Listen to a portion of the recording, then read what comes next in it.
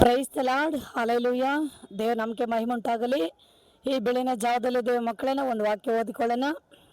ಇಬ್ಬರಿಗೆ ಬರೆದ ಪತ್ರಿಕೆ 12ನೇ ಅಧ್ಯಾಯ ಅದರಲ್ಲಿ 14ನೇ ವಚನ ಹೇಳುತ್ತೆ, ಎಲ್ಲರ ಸಂಗಡ ಸಮಾಧಾನದಿಂದಿರುವುದಕ್ಕೂ ಪರಿಶುದ್ಧತೆಯನ್ನು ಹೊಂದುವುದಕ್ಕೂ ಪ್ರಯತ್ನ ಮಾಡಿರಿ. ದೇವರ ವಾಕ್ಯ ಹೇಳುತ್ತೆ, ಎಲ್ಲರ ಸಂಗಡ ಸಮಾಧಾನವಾಗಿರುವುದಕ್ಕೂ ಪರಿಶುದ್ಧತೆಯನ್ನು ಹೊಂದುವುದಕ್ಕೂ ಪ್ರಯತ್ನ ಮಾಡಿರಿ. ದೇವ್ರ ವಾಕ್ಯ ಹೇಳುತ್ತೆ, ಎಲ್ಲರ ಸಂಗಡ ಸಮಾಧಾನವಾಗಿರಬೇಕು. ಓ ದೈವ ಜನರೇ, ಈ ಕೊನೆ ಕಾಲದಲ್ಲಿ ತುಂಬನೇ ಭೂಮಿಯ ಎಲ್ಲ ಕಡೆಗಳಲ್ಲಿ ನಾವು ನೋಡ್ತಾ ಇದ್ದೀವಿ, ಸಮಾಧಾನ ಇಲ್ಲ. ದೇಶದಲ್ಲಿ ಸಮಾಧಾನ ಇಲ್ಲ, ರಾಜ್ಯಗಳಲ್ಲಿ ಸಮಾಧಾನ ಇಲ್ಲ, ಯಾವ ಗ್ರಾಮಗಳಲ್ಲಿ ಸಮಾಧಾನ ಇಲ್ಲ, ಸರ್ಕಾರಗಳ ಮಧ್ಯದಲ್ಲಿ ಸಮಾಧಾನ ಇಲ್ಲ, ಕುಟುಂಬಗಳ ಮಧ್ಯದಲ್ಲಿ ಸಮಾಧಾನ ಇಲ್ಲ, ಜನರ ಮಧ್ಯದಲ್ಲಿ ಸಮಾಧಾನ ಇಲ್ಲ. ಯಾಕಂದರೆ ಪ್ರಕಟಣೆಯಲ್ಲಿ ನಾವು ನೋಡ್ತೀವಿ, ಭೂಮಿಯಿಂದ ದೇವರು ಸಮಾಧಾನವನ್ನು ತೆಗೆದು ಬಿಟ್ಟಿದ್ದಾನೆ. ಸಮಾಧಾನ ಇಲ್ಲದೆ ಇರೋದ್ರಿಗೇನೆ ಎಲ್ಲಿ ನೋಡಿದ್ರು ಕೋಲು ಗಲಭೆಗಳು, ಜಗಳಗಳು, ಯುದ್ಧಗಳು, ಎಲ್ಲಿ ನೋಡಿದ್ರು ಕೊಲೆಗಳು, ಎಲ್ಲಿ ನೋಡಿದ್ರು ದ್ವೇಷ, ಹಗೆತನ ಅಲ್ವಾ. ಎಲ್ಲ ಕಡೆಗಳಲ್ಲಿ ನೋಡೋಗೆ ಭಯಂಕರವಾಗಿ ಈ ಘಟನೆಗಳು ನಡೆದುಕೊಂಡು ಕಾರಣ ಏನಂದರೆ ಸಮಾಧಾನ ಇಲ್ಲ. ಹಾಗಾಗಿ ಈ ಕೊನೆ ಕಾಲದಲ್ಲಿ ದೇವ ವಾಕ್ಯ ಹೇಳುತ್ತೆ, ದೇವ ಮಕ್ಕಳ ಮಧ್ಯದಲ್ಲಿ ಸಮಾಧಾನ ಇರಬೇಕು. ಮೊದಲು ದೇವ ಮಕ್ಕಳು ದೇವರೊಟ್ಟಿಗೆ ಸಮಾಧಾನವಾಗಿರಬೇಕು, ಎಲ್ಲರೊಟ್ಟಿಗೂ ಸಮಾಧಾನವಾಗಿರಬೇಕು. ನೀವೆಲ್ಲರೊಟ್ಟಿಗೆ ಸಮಾಧಾನವಾಗಿದ್ದೀರಾ? ಸ್ವಲ್ಪ ಆಲೋಚನೆ ಮಾಡಿ ನೋಡ್ರಿ. ಮೊದಲು ನಿಮ್ಮ ಕುಟುಂಬಗಳಲ್ಲಿ ಎಲ್ಲರೊಟ್ಟಿಗೆ ನೀವು ಸಮಾಧಾನವಾಗಿರಬೇಕು. ಕುಟುಂಬಗಳಲ್ಲಿ ಯಾರೊಟ್ಟಿಗೂ ಜಗಳಗಳು ಮಾಡ್ಕೊಳ್ಬಾರ್ದು, ದ್ವೇಷವನ್ನು ಹಗೆತನಗಳನ್ನು ಮಾಡಿಕೊಂಡು ಅವರ ಮಧ್ಯದಲ್ಲಿ ಮಾತನಾಡದೆ ಇರಬಾರದು. ಹಾಗೆ ಇರುವುದಾದರೆ ಅದು ಒಂದು ದೇವರ ದೃಷ್ಟಿಯಲ್ಲಿ ಪಾಪವಾಗಿರುತ್ತೆ. ಹೌದು, ಸಮಾಧಾನ ಇಲ್ಲಾಂದರೆ ಅದು ಒಂದು ದೇವರ ದೃಷ್ಟಿಯಲ್ಲಿ ಏನಾಗಿರುತ್ತೆ ಅಂದರೆ ದೇವ್ರ ಕಟ್ಟಲೆ ಅದು ನಾವು ಮೀರುವಾಗೆ ಅದೊಂದು ಪಾಪವಾಗಿರುತ್ತೆ. ಹಾಗಾಗಿ ದೇವ್ರ ವಾಕ್ಯ ಹೇಳುತ್ತೆ, ಎಲ್ಲರ ಸಂಗಡ ಸಮಾಧಾನವಾಗಿರ್ರಿ. ಕುಟುಂಬಗಳಲ್ಲಿ ಸಮಾಧಾನವಾಗಿರಬೇಕು. ಗಂಡ ಹೆಂಡತಿ ಮಧ್ಯದಲ್ಲಿ, ಮಕ್ಕಳ ಮಧ್ಯದಲ್ಲಿ, ನಿಮ್ಮ ಒಡ ಹುಟ್ಟಿದವರುಗಳ ಮಧ್ಯದಲ್ಲಿ ಸಮಾಧಾನವಾಗಿರಬೇಕು. ಕೆಲಸ ಮಾಡೋ ಸ್ಥಳದಲ್ಲಿ ಎಲ್ಲರ ಸಂಗಡ ಸಮಾಧಾನವಾಗಿರಬೇಕು. ಮತ್ತು ನೀವು ಸಭೆಗಳಲ್ಲಿ ಸಮಾಧಾನವಾಗಿರಬೇಕು. ಒಬ್ಬರಿಗೊಬ್ಬರು ಸಮಾಧಾನವಾಗಿ ಜೀವಿಸಬೇಕು. ಅದೇ ದೇವರು ಹೇಳಿರುವಂಥ ಮಾತು. ದೇವರು ನಮ್ಮನ್ನು ಸಮಾಧಾನವಾಗಿ ಇರೋದ್ರಿಗೆ ಕರೆದಿದ್ದಾನೆ.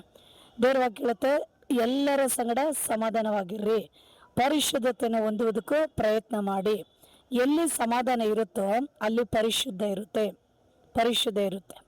ಸಮಾಧಾನ ಇಲ್ಲದ ಜಾಗದಲ್ಲಿ ಅಶುದ್ಧ ಅಂದರೆ ಜಗಳ, ಕೋಲು ಗಲಭೆ, ದೇಶ, ಹಗೆತನ, ವಿರೋಧ, ವೈಮನಸ್ಸುಗಳು, ಕಿತ್ತಾಟಗಳು, ಬಡದಾಟಗಳು, ಎಲ್ಲ ಕಡೆಗಳಲ್ಲಿ ಈ ರೀತಿಯಾಗಿ ಸಮಾಧಾನ ಇಲ್ಲದ ಜಾಗದಲ್ಲಿ ಈ ಕಾರ್ಯಗಳಿರುತ್ತೆ.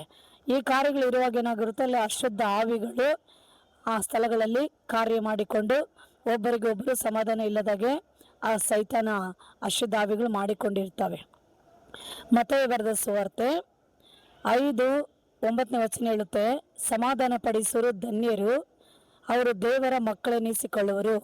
ನೀವು ಸಮಾಧಾನವಾಗಿರಬೇಕು, ಎಲ್ಲರನ್ನ ಸಮಾಧಾನ ಪಡಿಸ್ಬೇಕು.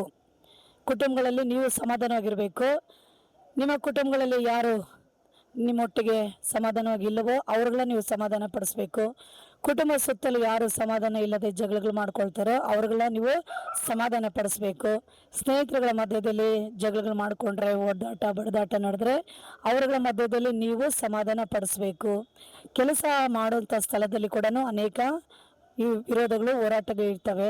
ಆ ಜಾಗದಲ್ಲಿ ಕೂಡ ನೀವು ನೋಡುವಾಗ ಎಲ್ಲರನ್ನ ಸಮಾಧಾನ ಪಡಿಸ್ಬೇಕು. ದೇವ ಮಕ್ಕಳು ಒಬ್ರಿಗೊಬ್ಬರು ಸಮಾಧಾನವಾಗಿರಬೇಕು. ಈ ರೀತಿಯಾಗಿ ಎಲ್ಲ ಕಡೆಗಳಲ್ಲಿ ಸಮಾಧಾನವಾಗಿ ಇರುವುದಕ್ಕೆ ದೇವರು ನಿಮ್ಮನ್ನು ಕರೆದಿದ್ದಾನೆ. ಸಮಾಧಾನವನ್ನು ಕಾಪಾಡಿಕೊಳ್ಳಬೇಕು. ಹಲ್ಲೆಲೂಯಾ. ಯೇಸು ಸ್ವಾಮಿಗೆ ಒಂದು ಹೆಸರಿದೆ, ಸಮಾಧಾನ ಪ್ರಭು. ಆತನ ಹೆಸರು ಸಮಾಧಾನ ಪ್ರಭು. ಸಮಾಧಾನ ಪ್ರಭು ಯಾರಲ್ಲಿರ್ತಾರೋ ಅವರೆಲ್ಲರೂ ಸಮಾಧಾನವಾಗಿರ್ತಾರೆ. ಸಮಾಧಾನ ಯಾರೆಲ್ಲ ಸಮಾಧಾನಗಳನ್ನ ಪಡಿಸ್ತಾರೋ ಅವರೆಲ್ಲ ದೇವರ ಮಕ್ಕಳೆನಿಸಿಕೊಳ್ಳುತ್ತಾರೆ.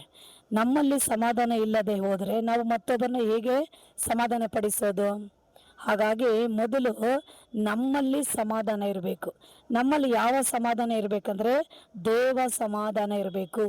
ದೇವ ಸಮಾಧಾನ ಹೇಗೆ ಬರುತ್ತಂದ್ರೆ ದೇವರೊಟ್ಟಿಗೆ ನಾವು ಹೆಚ್ಚಾಗಿ ಸಮಯವನ್ನು ಕಳೆಯುವಾಗೆ ಆ ಸಮಾಧಾನ ನಮ್ಮ ಹೃದಯಗಳಲ್ಲಿ ಬರುತ್ತೆ.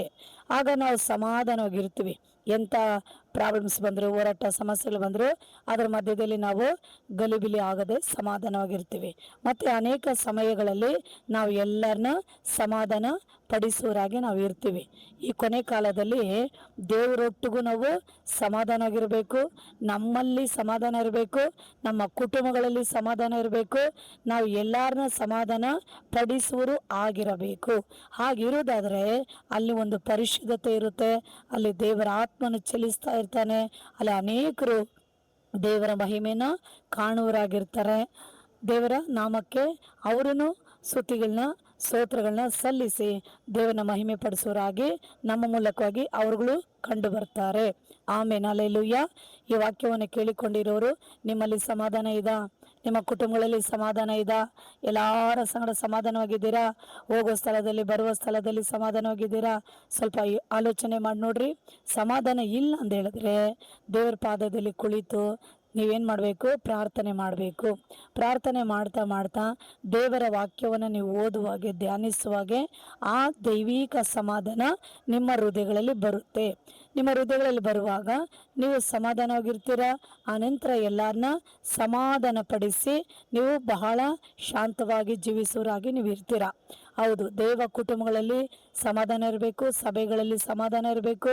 ನಮ್ಮನ್ನು ನೋಡೋರು ಎಲ್ಲರೂ ಏನು ಮಾಡಬೇಕು? ಆಶ್ಚರ್ಯ ಪಡೋ ರೀತಿಯಲ್ಲಿ ನಾವು ಸಮಾಧಾನ ಉಳ್ಳವರಾಗಿ ಸಮಾಧಾನ ಪಡಿಸುವರಾಗಿ ನಾವು ನಡೆದುಕೊಂಡರೆ ದೇವರ ನಾಮ ಸ್ಥಳದಲ್ಲಿ ಮಹಿಮೆ ಹೊಂದುತ್ತೆ. ಪರಿಶುದ್ಧವನ್ನು ಹೊಂದುವುದಕ್ಕೆ ಪ್ರಯತ್ನ ಮಾಡ್ರಿ ಎಂದು ಬರೆಯಲ್ಪಟ್ಟಿದೆ. ಯಾರ ಸಂಗಡ ನೀವು ಜಗಳ ಮಾಡ್ಕೊಂಡಿದ್ದೀರಾ? ಯಾರ ಸಂಗಡ ನೀವು ಕೋಪ ಮಾಡ್ಕೊಂಡಿದ್ದೀರಾ? ಯಾರ ಮೇಲೆ ನೀವು ವಾಗ್ವಾದ ಮಾಡ್ತಾ ಇದ್ದೀರಾ? ಯಾರ ಮೇಲೆ ನಿಮ್ಮ ದೇಶ ಆಗೆತನ ಸಾಧಿಸ್ತೀರಾ? ಅವುಗಳೆಲ್ಲ ನಮ್ಮಲ್ಲಿ ಇರೋದಾದರೆ ಅದು ಪಾಪ, ಅದು ಅಶುದ್ಧ. ಹಾಗೆ ಯಾರ ಜೊತೆಲಿ ಈ ರೀತಿಗಿರ್ತಾರೋ ಅವರೆಲ್ಲರ ಜೊತೆ ಹೋಗಿ ನೀವು ಮಾತನಾಡಬೇಕು, ಕ್ಷಮೆ ಕೇಳಬೇಕು, ಸಮಾಧಾನ ಆಗ್ಬಿಡಬೇಕು. ಅದೇ ಪರಿಶುದ್ಧ ಎಂದು ದೇವರ ವಾಕ್ಯ ಹೇಳುತ್ತೆ. ಈ ವಾಕ್ಯವನ್ನು ಕೇಳಿಕೊಂಡಿರೋಂಥ ನಿಮ್ಮೆಲ್ಲರನ್ನ ದೇವರು ಆಶೀರ್ವದಿಸಲಿ. ಸಣ್ಣ ಪ್ರಾರ್ಥನೆ ಮಾಡೋಣ. ಸರ್ವಶಕ್ತನಾಗಿರೋ ದೇವರೇ, ಅಪ್ಪ, ಈ ವಾಕ್ಯಗಳನ್ನು ಕೇಳಿಕೊಂಡಿರೋಂಥ ಎಲ್ಲ ಮಕ್ಕಳನ್ನ ನೀನು ಆಶೀರ್ವದಿಸು. ಯಾರಿಗೆ ಸಮಾಧಾನ ಇಲ್ವೋ ಅವರೆಲ್ಲರಿಗೂ ಸಮಾಧಾನ ಕೊಡು. ಎಲ್ಲ ಕುಟುಂಬಗಳಲ್ಲಿ ಸಮಾಧಾನ ಕೊಡು. ಎಲ್ಲ ಸಭೆಗಳಲ್ಲಿ ಸಮಾಧಾನ ಕೊಡು. ದೇವ ಜನಾಂಗಗಳು ಸಮಾಧಾನವಾಗಿರಬೇಕು. ಎಲ್ಲರನ್ನ ಸಮಾಧಾನ ಪಡಿಸುವರಾಗಿ ಕಂಡು ಬರಬೇಕು. ಸಮಾಧಾನದ ಆತ್ಮ ಎಲ್ಲರ ಮೇಲೆ ಸುರಿಸಿ ಆಶೀರ್ವದಿಸು. ಪ್ರಾರ್ಥನೆ ಕೆಳಗೆ ಮಾಡಿದಾಗ ಸ್ತೋತ್ರ ಯೇಸು ನಾಮದಲ್ಲಿ ತಂದೆ. ಈ ವಾಕ್ಯವನ್ನು ಕೇಳಿಕೊಂಡಿರೋಂಥ ಎಲ್ಲ ಮಕ್ಕಳೇ ಲೈಕ್ ಮಾಡಿ, ಶೇರ್ ಮಾಡಿ. God bless you. ಆಮೇನ್.